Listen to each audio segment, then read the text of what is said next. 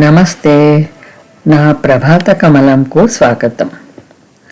బ్రహ్మమురారి సురార్చితలింగం నిర్మల భాషిత శోభితలింగం జన్మచ దుఃఖ వినాశకలింగం తత్ప్రణమామి సదాశివలింగం. ఓం నమః శివాయ. ఈరోజు డాక్టర్ వాణి వెల్దుర్తి గారు మనకు శివతత్వం గురించి చెప్తున్నారు. విందాం రండి. వాణి గారికి మిత్రులకు ధన్యవాదాలు. మరో వీడియోలో కలుసుకుందాము. అంతవరకు సెలవు మరి. నమస్తే. మిత్రులందరికీ నమస్కారం, స్వాగతం. ఈనాటి అంశంలో శివతత్వం గురించి, శివుని కటాక్షం పొందటానికి మార్గాల గురించి తెలుసుకుందాం. శివచరిత్ర రచన, స్వరం డాక్టర్ వాణి బి వెల్దుర్తి. శుద్ధ స్వరూపుడు శివుడు. అమంగళాన్ని తొలగించి మంగళం చేకూర్చేవాడు శంకరుడు. జగత్తును నడిపించే సూర్యుడు, చంద్రుడు, అగ్ని త్రినేత్రములుగా కలిగిన వాడు ముక్కంటి. కాలాతీతుడు నాగభూషణుడు. మౌనంగానే శిష్యుల సందేహాలను తీర్చి మనసుకు మాటలకు అందని బ్రహ్మజ్ఞానాన్ని బోధించే గురువు దక్షిణామూర్తి. లోక కళ్యాణం కోసం ఆలాహలాన్ని మింగినవాడు నీలకంఠుడు. సర్వనియామకుడు సర్వేశ్వరుడు. సకల నాట్యాలకు అధిపతి నటరాజు. కోరికల మోహం నుంచి భక్తులను బంధవిముక్తులను చేసి వైరాగ్యం కల్పించేవాడు భస్మధారి. అమ్మవారితో కామాతీతమైన విడదీయలేని బంధం కలిగిన వాడు అర్ధనారీశ్వరుడు. ఇంద్రియ నిగ్రహంతో ఆరాధిస్తే అసురులను సైతం ఆశీర్వదించేవాడు బోలాశంకరుడు. జనన మరణాలకు అతీతుడు మృత్యుంజయుడు. ఆది అంచుములు లేనివాడు సదాశివుడు. జీవాలన్నిటికీ అధినాయకుడు పశుపతి. భయమును దూరం చేసేవాడు భైరవుడు. భూతగణాలను ఆధీనంలో ఉంచుకున్నవాడు భూతేశ్వరుడు. పాపాలను హరించువాడు హరుడు. దేవతలందరికీ దేవుడు మహాదేవుడు. శివాయ విష్ణు రూపాయ శివరూపాయ విష్ణవే. విష్ణువును తనలో అర్ధభాగంగా కలిగిన శివుడు హరిహరుడు. మహోన్నతమైన దైవం మహేశ్వరుడు. సత్వతమో రజోగుణాలకు అతీతుడు త్రిశూలధారి. జీవకళకు నెలవు చంద్రశేఖరుడు. వేదనాదములను వినిపించేవాడు డమురుకధారి. రుద్రరూపుడు, ప్రేమరూపుడు, లోకనాథుడు విశ్వేశ్వరుడు. ఆర్తితో ఆరాధిస్తే అనుగ్రహించేవాడు పరమేశ్వరుడు. నందివాహనుడైన ఆనంద స్వరూపుడు. మన జీవితాలను సరియైన మార్గంలో నడిపే పరమ గురువు శంభోశంకరుడు. శంకర చరిత్ర మార్గదర్శకము, మోక్షదాయకము. శివుడు అర్ధనారీశ్వరుడు. శివపార్వతులు ఎప్పుడూ ఐక్యమై ఉంటారు. సర్వ సద్గుణాలలో వర్ధిల్లు అమ్మవారికి ఎప్పుడూ వ్యతిరేకం చెప్పని స్వాధీన వల్లభుడు పరమేశ్వరుడు.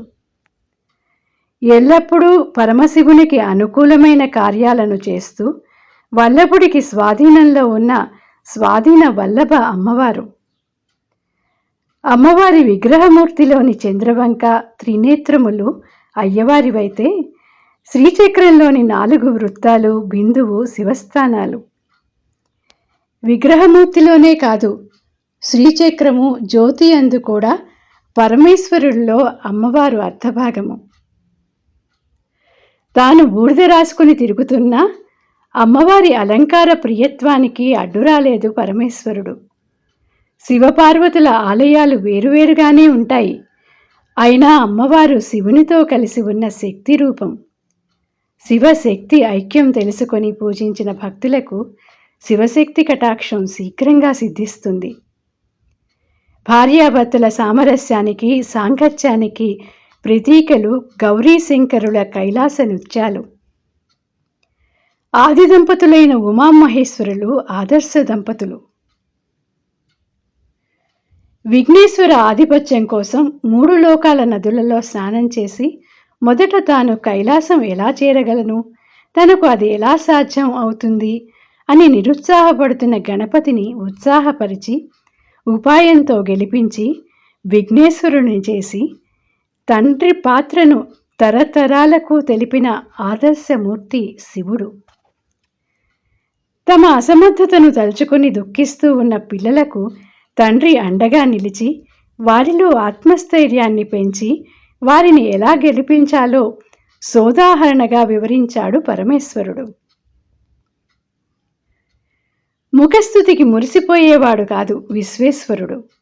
అందుకే లింగరూపం. బండరాయి కాదు, ఆర్తితో పిలిస్తే అసురులను కూడా కనికరిస్తాడు. భూతగణాలని తన చుట్టూ నిలుపుకొని వాటి వలన లోకానికి ఎటువంటి హాని కలగకుండా చూస్తున్న కరుణామూర్తి ఈశ్వరుడు. పులి చర్మం ధరించిన, భూతగణాల మధ్య సంచరించిన భక్తుల పట్ల సదా భూతదయ వర్షిస్తాడు భక్తవత్సలుడు భైరవనాథుడు. ఇంద్రియ నిగ్రహంతో ఆరాధించిన వాళ్ళు రాక్షసులైనా వారికి వరాలు ఇస్తాడు పరమేశ్వరుడు. పరమేశ్వరుని కటాక్షం భక్తులకు లభించాలంటే వారికి కావలసింది కేవలం భక్తి, ఇంద్రియ నిగ్రహం. ఆది భిక్షువు వాడినేమి కోరేది అనుకుంటున్నారా? ఏది కోరినా ఇస్తాడు ఈశ్వరుడు. కానీ మనకు కోరిక కోరటం తెలవాలి. లేకపోతే భస్మాసుడికి లాగా ఆ కోరికే మనకి అపాయం కావచ్చు. తమకేం కావాలో తెలియక రాక్షసులు కోరిన కోరికలు వారి సంహారానికి దారి చూపిన ఉపాయాలు అయినాయి.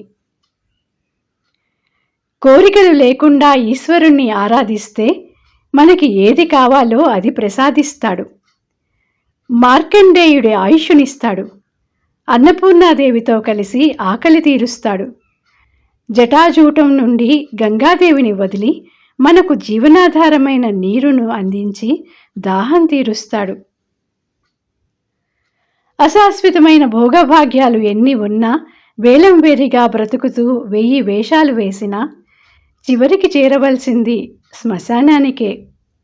ధరించవలసిన అవతారం బూడిదే అని తెలపటానికే శ్మశాన నివాసి జగదీశ్వరుడు విభూదిని ప్రసాదంగా అందిస్తున్నాడు. 3వ కంటితో అరాచకాన్ని అరికట్టేవాడు ఆదియోగి కైలాసనాథుడు. లయానికి, అనుగ్రహానికి అధిపతి విశ్వేశ్వరుడు.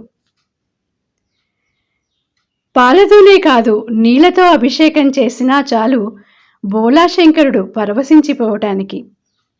మారేడు దళాలే చాలు మహేశ్వరుడి పూజకి.